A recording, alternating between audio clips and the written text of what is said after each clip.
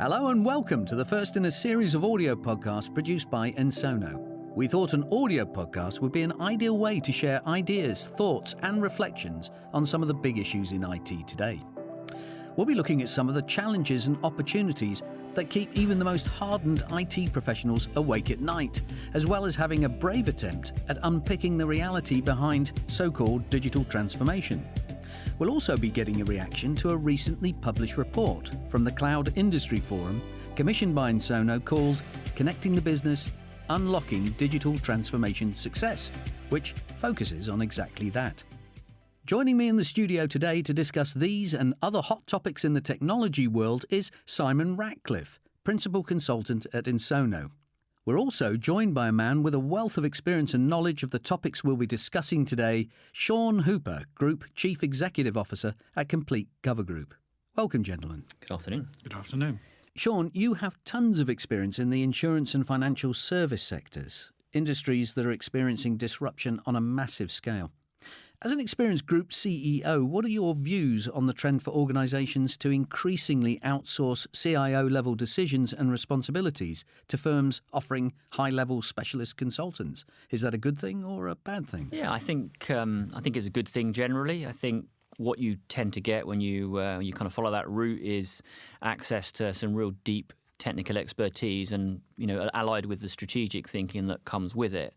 I guess the only caveat I always have in considering this particular topic is that it has to be allied and done in partnership with what I would describe as the local knowledge for the business, because that's where the rubber really hits the road. So it's actually about symbiosis with that deep technical knowledge that you can get through a kind of externalizing the CAO activity, but it has to be grounded in the reality of your own marketplace. So, Simon, as principal consultant at Ensono, you've enabled and I think sometimes taken the role yourself of virtual CIO for other organisations. How's this come about and what are the benefits of this level of outsourcing for your clients? So I think there are two separate questions there. I mean, Shaun's absolutely right that where we work as an advisor to either an existing CIO or to the board, it's absolutely about integrating with that local knowledge and trying to understand the business. I think we bring an additional dimension to something. We can't ever replace and do everything ourselves. Where I have the huge advantage that a lot of my role is being paid to understand what's going on out there, and therefore I can bring that to the board and I can say, well, here are your business problems that you've given me, and they very much have to give me those, and then I can layer on some possible solutions around it. And digital transformation seems to be, very much a hot topic and maybe a driver behind many of these engagements. But Shaun, obviously digital transformation can mean so many different things to different people. What does it mean for you? For me, digital transformation really is sticking myself in the position of the customer and actually working out what it is I can do to simplify the journey for that customer through using digital technologies. It gives you the ability to be really disruptive in your approach, but actually look at it the opposite way around. So again, coming back to the partnership point I was making slightly earlier, these things only work when there's true partnership, and that partnership has to be about kind of bringing the technological aspects to it, but actually really understanding the customer-led outcome that you're really searching for as you look to transform and digitalize your business. Simon, I know you're reticent to be sort of held to a definitive definition of digital transformation, but does that sort of resonate with you, Shaun's comments there, or do you have a slightly different view? No, I think it resonates entirely, which is why I actually hate the phrase digital transformation in the first place. I think it's all about business transformation, of which technology is partly an enabler in many ways. And I think too many people have this the wrong way around, that somehow technology is the panacea to all problems, but actually if you don't know what the problem is, you're a bit stuck. As you both know, late last year, Ensono commissioned some research into this area from the Cloud Industry Forum, and the results have been published in a paper called Connecting the Business, Unlocking Digital Transformation Success. 250 business and IT decision makers in all sizes of organisation across multiple vertical sectors were asked about their digital transformation experiences. Well, some of the findings were pretty surprising, to me at least. So 70% said that cost savings were a key driver for digital transformation, followed by increasing profitability. That was 58%. and increasing productivity was 59%. What do you make of that, Shaun? Yeah, I mean, I think it's easy to confuse kind of digital transformation with making yourself more efficient through the use of technology. And I suspect a lot of, maybe some of those results were driven by the fact that actually robotising day-to-day activity is at the heart of many people's thinking at the moment. Well, yes, as it says in the report, cost savings seems to be the biggest driver. Is that a mistake then, in your view, or...? I think everyone wants to improve their margin by driving out cost. I think there's a danger of doing that blindly, purely from a cost perspective. I think you need to have a longer term view in mind as you start to take these decisions, rather than really just applying it to a specific set of circumstances. Simon, can I have your reaction to the findings? Actually, I think that point Shaun just made is really important, because one of the other questions was asked is, how are you doing on your digital transformation journey? And probably over half of the organisations surveyed went, it's gone really well, we finished. And I don't actually understand how you finish.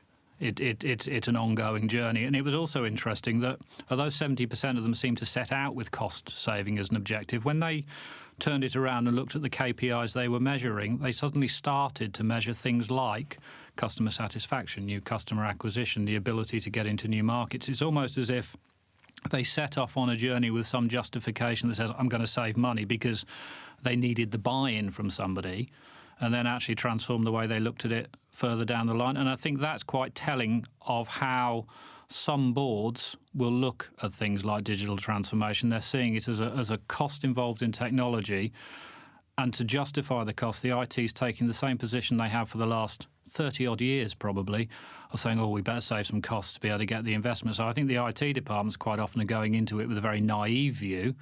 The business is then realising the power of what can be done with technology, and then is starting to do something more intelligent with it. And again, that comes back down to that symbiotic relationship between IT and the business in the first place, irrespective of whether or not IT is internal or external.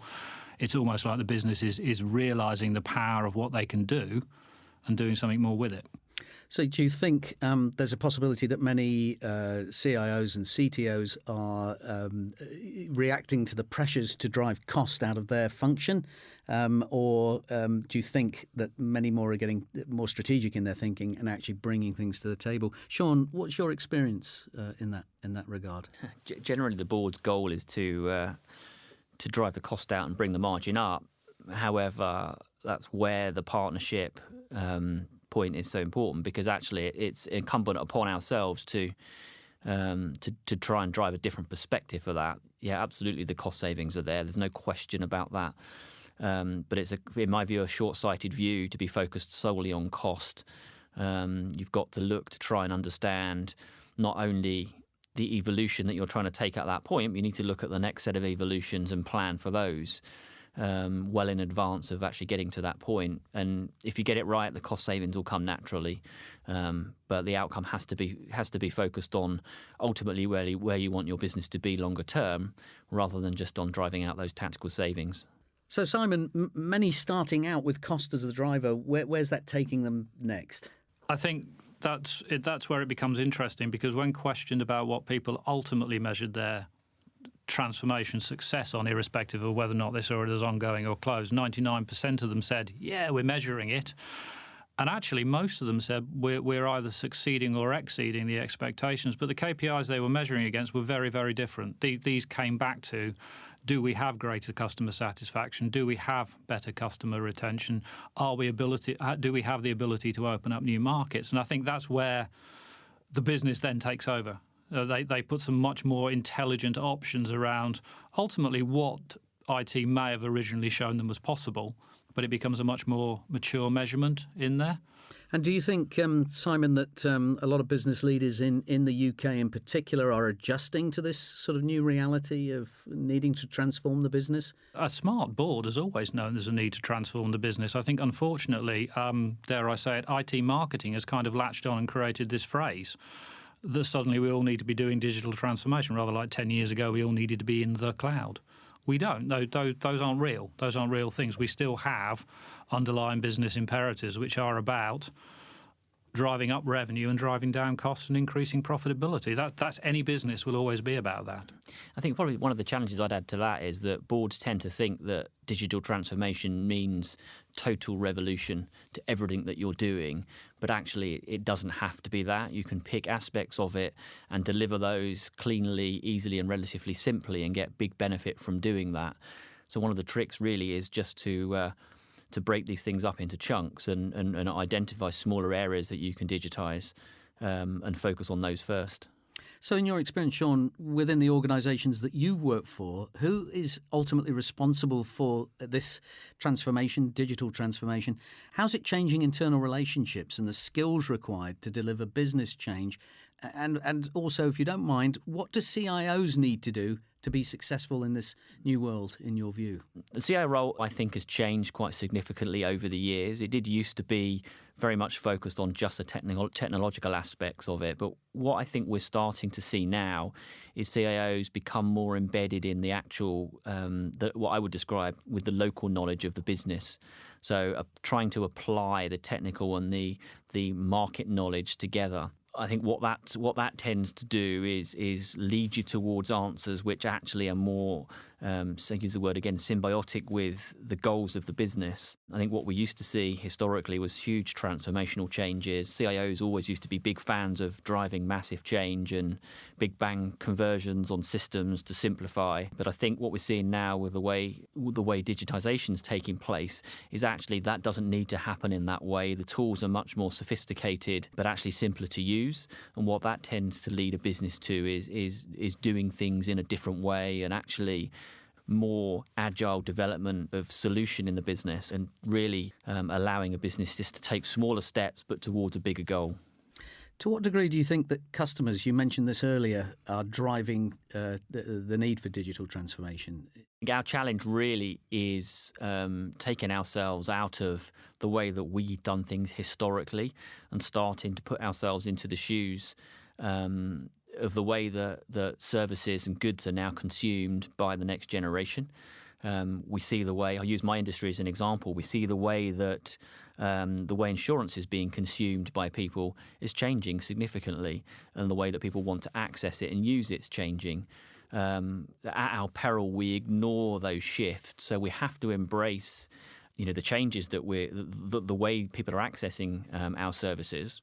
And at the moment, that generally means leading to digitisation and people wanting to access them on the go via mobile devices whenever they want in a low-cost way.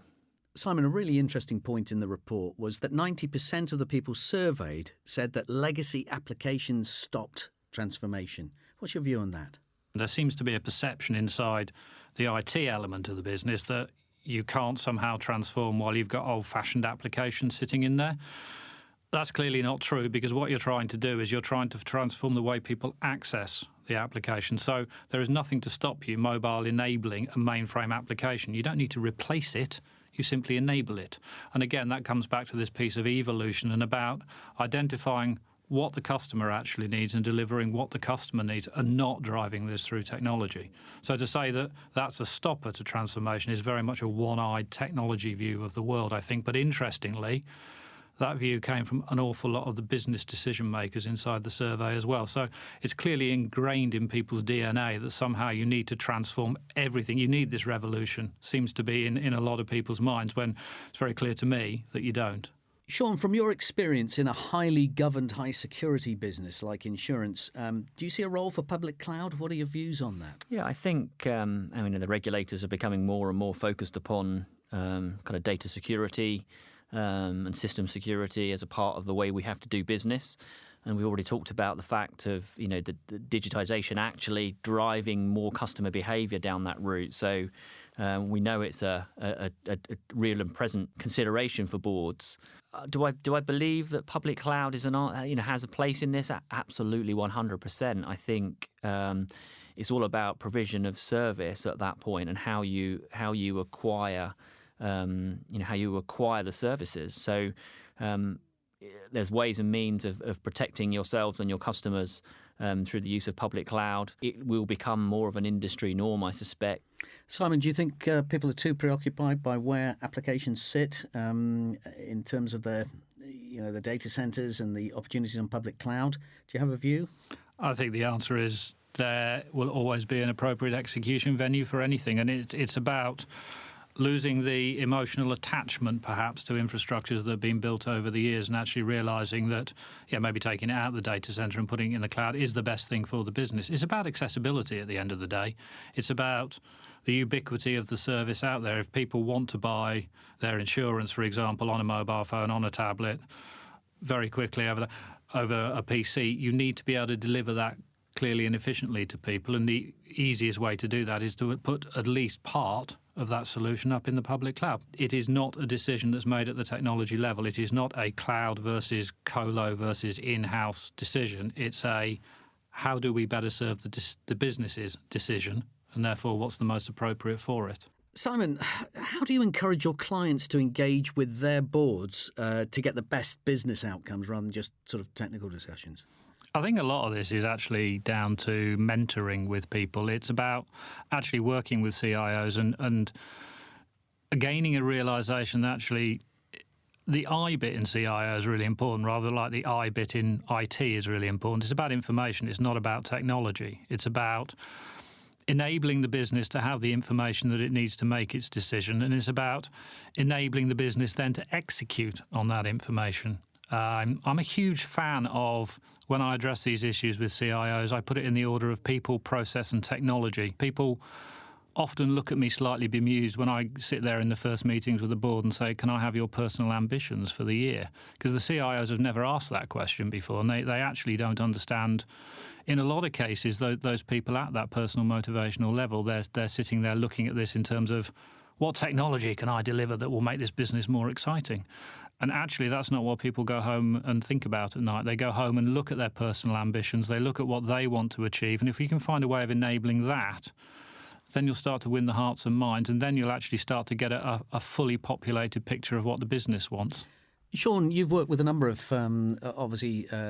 very technical people over the years. How do you inspire them to think a little bit differently and outside the box in the way that Simon has just described? Yeah, it's all about encouraging open dissent. It's probably my philosophical outlook on this. What you want is people to be disruptive to an extent in the thought channels.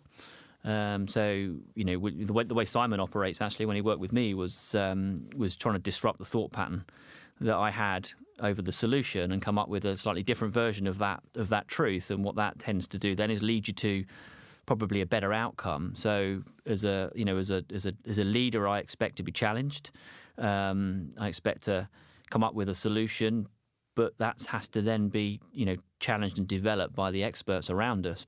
Simon, we just heard from Shaun about his views on what CIOs and technical people should be doing to be successful in their worlds, their business worlds. What, in your view, should they not be doing or no longer be doing in terms of behaviours? A lot of CIOs, dare I say it, have grown up through technology. They've grown up through being desktop support systems administration, database administration. They're kind of wedded to the technology. The danger there is you end up with a cognitive bias to people's own technology understanding, and that actually narrows their field of view. So I think the art these days is to find a CIO who potentially has come from a very different background. I think the most successful technology leaders that I've seen in business actually haven't come up through the IT department at all. They've come in through other functions. They've come in with an understanding of it, because at the end of the day, experience in business is not something that can be taught. It's something that you gain as you spend time inside a business. Technology actually can be taught. It's something you can go out and you can learn about, not necessarily at the level to go and implement it, but at the level where you can ask sufficiently difficult questions to make the people who do understand it, or to keep the people who do understand it, honest with you. Yeah, and I'd add to that, and just to say that I think, CIOs need to step back and think about where they might need support in introducing different concepts and ideas. I think that's no show of weakness to recognise where a different way of thinking or a different approach adds value to what you're doing day to day. In fact, it's a good sign of leadership. So, none of us know everything. Search for the partners that can help bring to the table things that are different and disruptive in the way that you do things, and bring different perspectives on the way we think.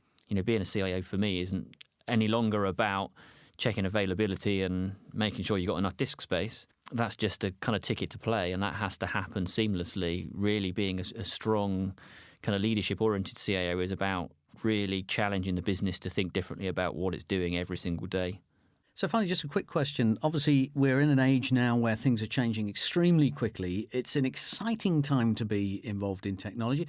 Is it actually a golden age in your view, or a bit of a nightmare for people?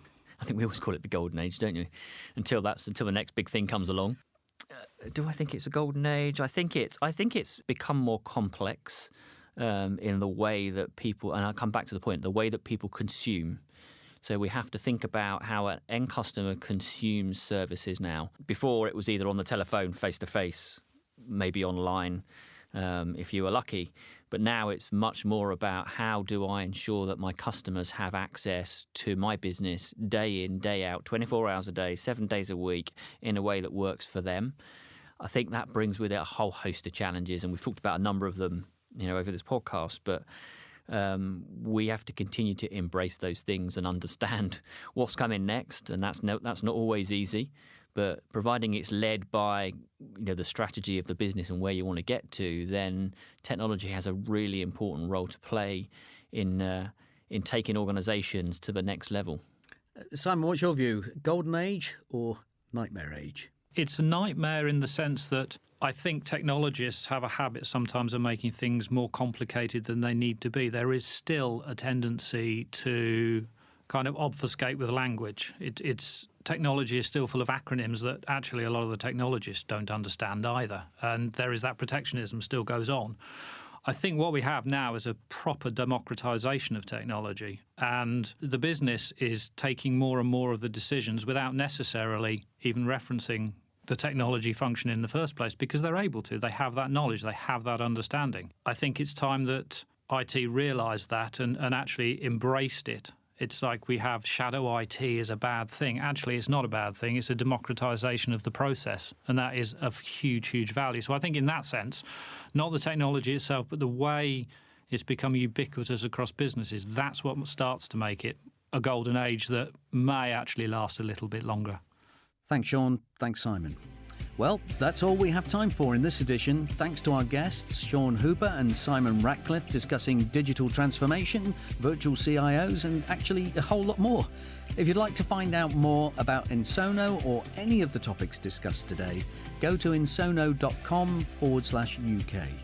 We hope you found this podcast interesting and will join us for future editions. Until then, goodbye.